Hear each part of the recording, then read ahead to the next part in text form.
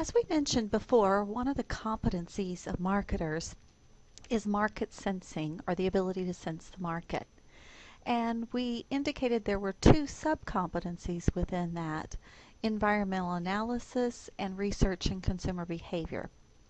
Today we're going to focus on environmental analysis, an overview of that, and then also focus more specifically on the competition aspect of environmental analysis.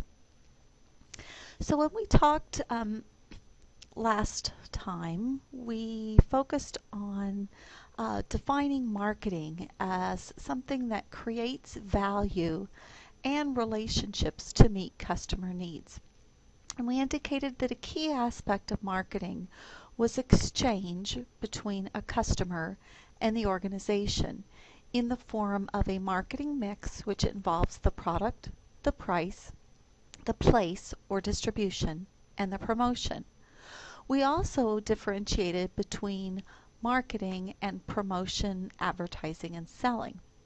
While advertising and selling are part of promotion, which is part of marketing, I think you can see how marketing is much more and much broader than just promotion or just advertising and selling. What we want to focus on today are the things going on outside the marketing organization that we would want to sense or continually scan and analyze. And so the marketing environment is comprised of several forces: competitive forces, economic forces, regulatory, legal, and political forces, technological forces, social, cultural, and demographic forces, and also the natural environment. So today we're going to focus pretty much on explaining the importance of analyzing the competitive environment for your organization. Now, it's interesting because some people might think that their product is so unique that they don't have any competition. That's pretty much an inaccurate statement. Almost every product has some form of competition, which we would define as a similar, or if not similar product, what would they buy instead if they didn't have your product? So Shocker indicates that competition is a matter of degree rather than a simple dichotomy. In other words, instead of yes or no, do you have competition, pretty much assume that you do, but what's the degree or type of competition that you have? I'm also noting here a couple of additional sources for this concept. So let's look at the different degrees or levels of competition. The first type would be product form or brand competition. The second type would be product category competition. The third type would be generic competition. And the fourth type would be a total budget competitor.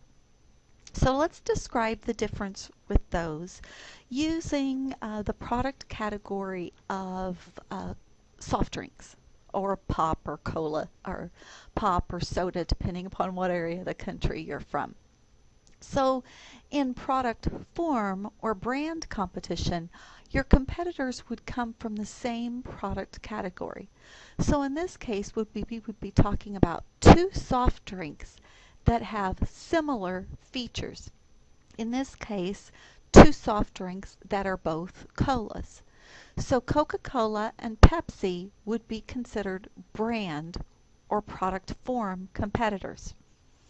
Now, even if you don't have a product in the same product category with similar features, you might have a product in the same product category, in our example, soft drinks, that have different features. In this case, Coca-Cola and Mountain Dew.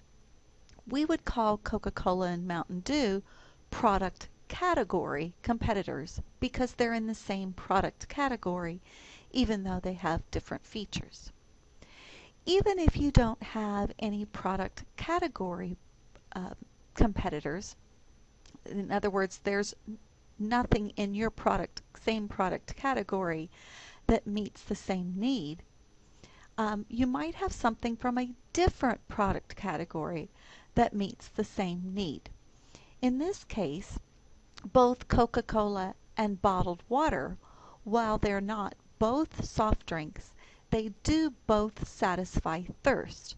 So Coca-Cola and bottled water would represent what we would call generic competitors. Even if you don't have something that satisfies the same need, every product out there competes for the consumer's dollar.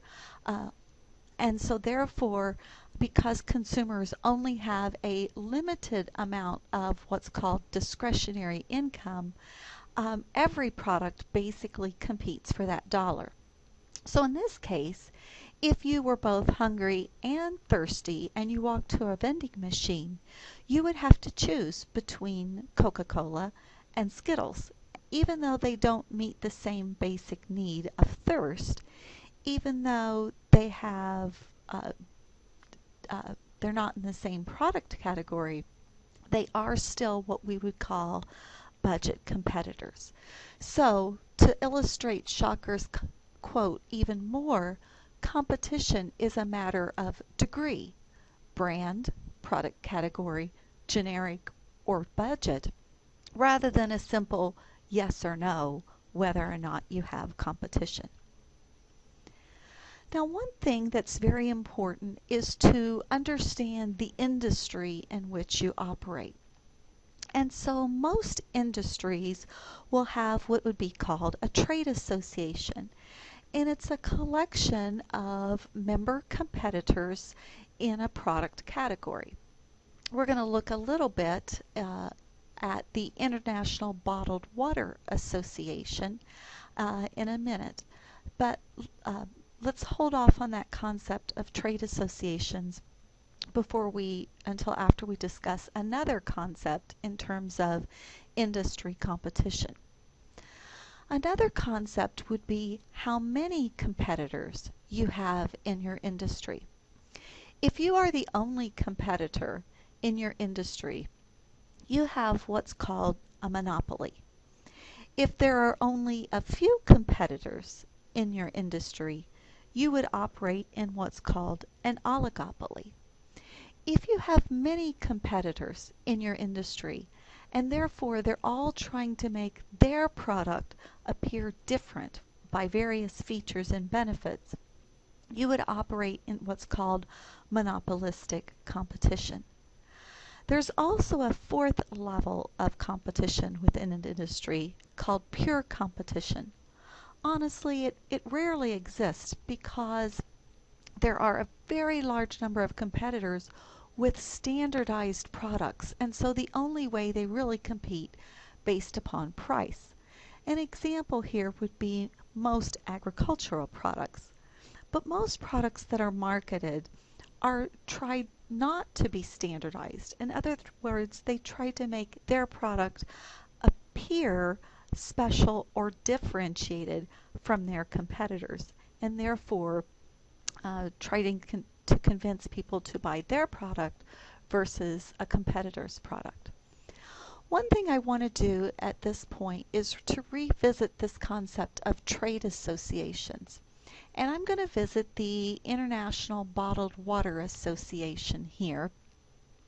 And later you'll be doing a primary and secondary research project based upon information that you can get from the Bottled Water Association.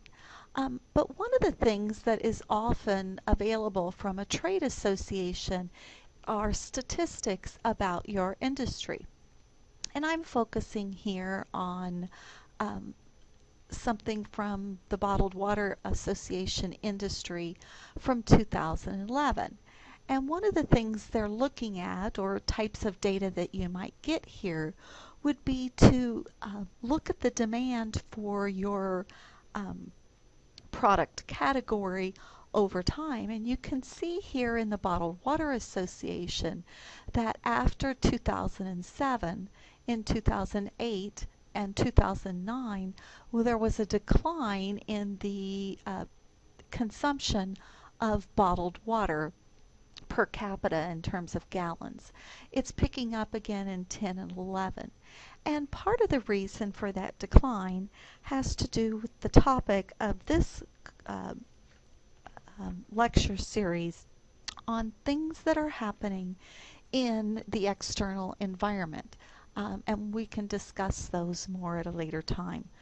Um, so it's important that you understand your industry and your competitive industry. One other thing that we want to discuss when we talk about our industry is the potential size of your market and also your share of that particular market. So let's move on to those concepts. First of all, let's discuss the concept of market potential.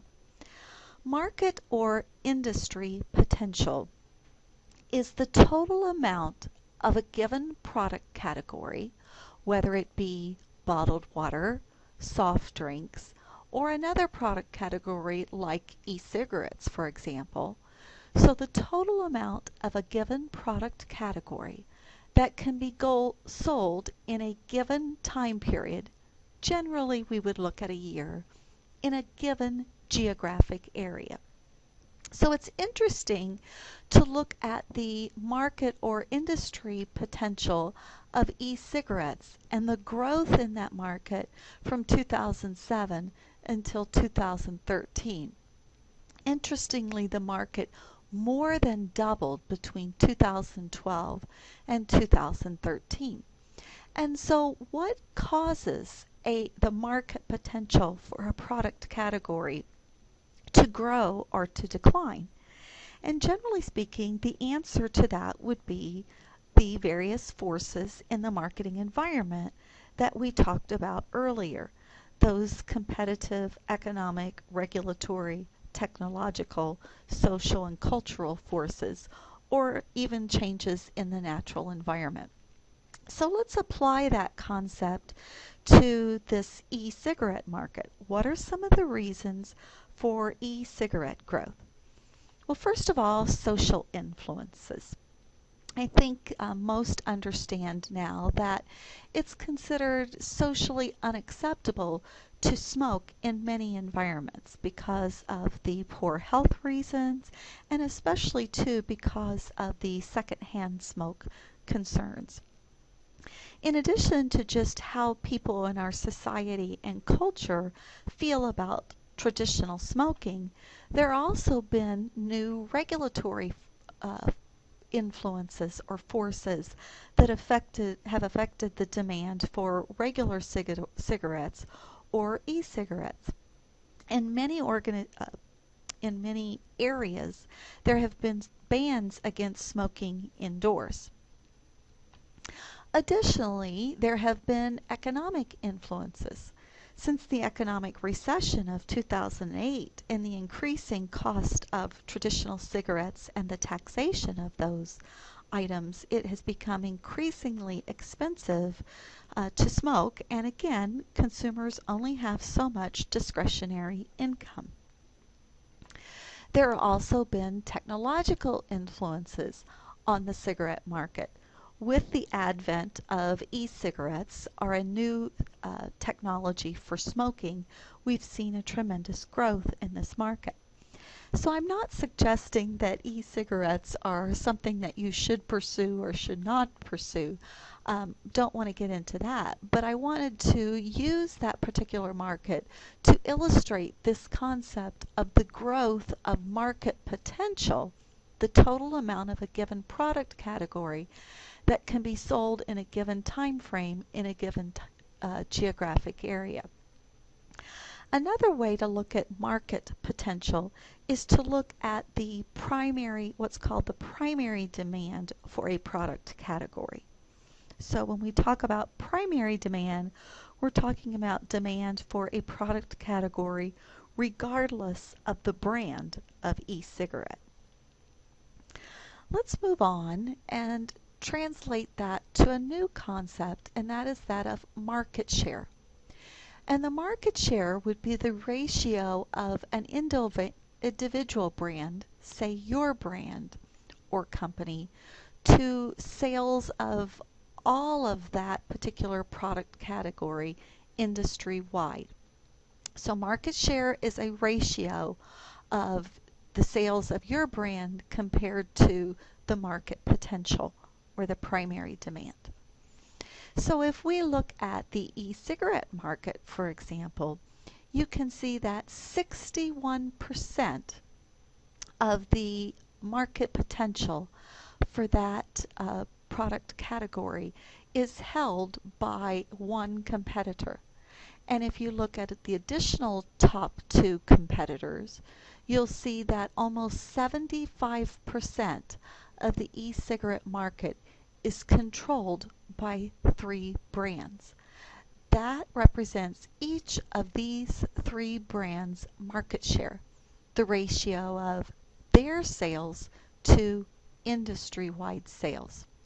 We would call that demand selective demand, or demand for a specific brand. One of the things that you're faced with often as a marketer is the concept of how do we sell more? How do we help our company to continue to grow by selling more? And we have to think of that more thoroughly than just saying, okay, I want to sell more, let's run an ad. It's not that simple. One concept of selling more maintains that the market potential or the primary demand for a particular product category does not change. In other words, the size of the market or the size of the pie does not change. There's no change in primary demand. There's no change in market potential. Still, you can sell more. Let's look at Company B here. Because Company B has built selective demand, it's allowed the sales or the market share of its brand to grow tremendously. And therefore, Company B is now selling more at the expense of the market share of other competitors. So one way to sell more within your company is to build selective demand and increase market share while the market potential or the primary demand does not change. Let's look at another way to sell more. Let's say in this case you're not going to take away selective demand. In fact, your market share remains the same, but you still sell more? How can that be? Well, if your market share stays the same, but the size of the market, the primary demand, the market potential for your product category grows.